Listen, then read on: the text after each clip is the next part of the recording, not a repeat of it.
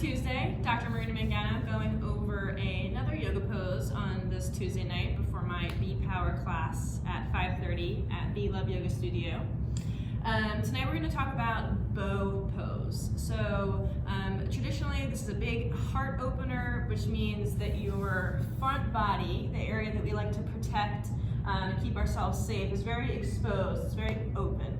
And vulnerable, and so this isn't a pose that we jump to in the beginning of class, not just because of the energetic component or emotional component, but because your body's just not ready to be that open. We spend a lot of our day sitting and curled forward. You can't come to yoga and immediately open up into a back bend. And before we jump into bow pose, understand that in the class I normally teach this either half bow, one at a time, or I prepare you to understand your back extension from a different pose.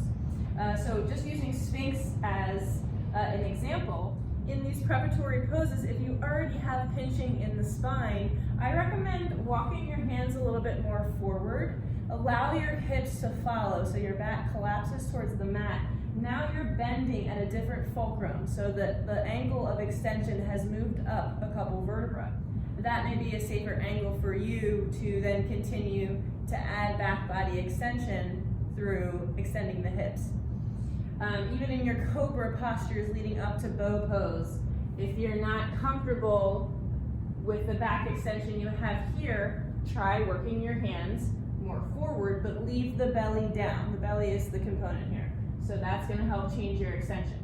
Prepping for full bow pose, going half bow at a time.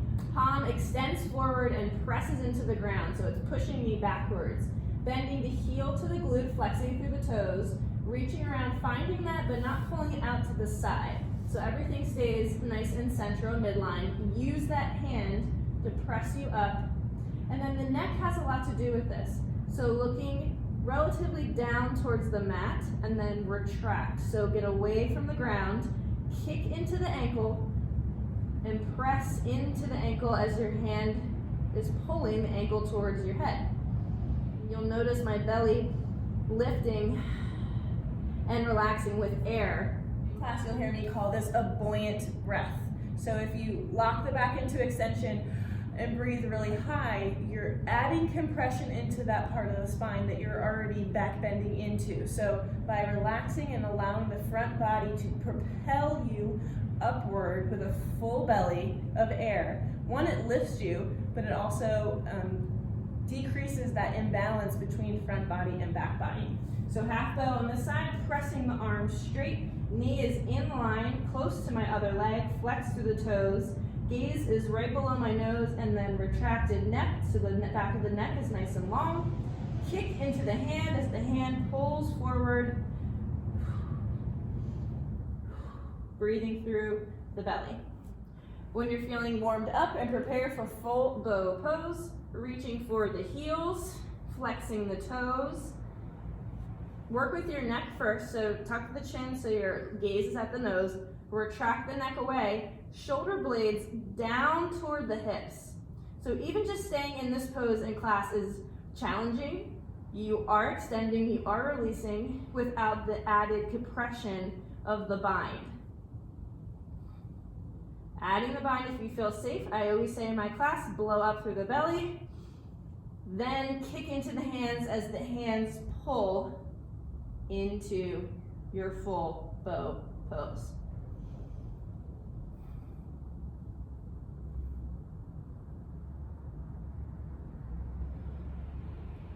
Always slowly coming out of it, relaxing the bind, and then neutralizing the spine with flexion.